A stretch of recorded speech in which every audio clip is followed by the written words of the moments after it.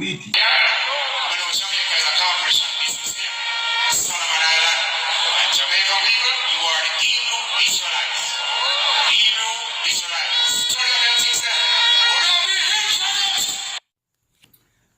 Shalom Israel.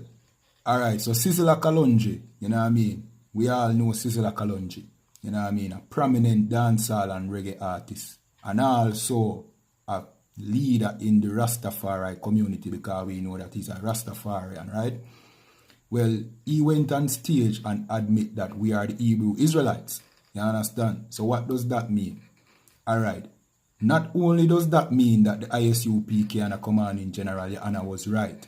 You know what I mean? It also means that, you know what I mean, the religious leaders here in Jamaica are what you would call disingenuous. You understand? Because Sizzla will tell you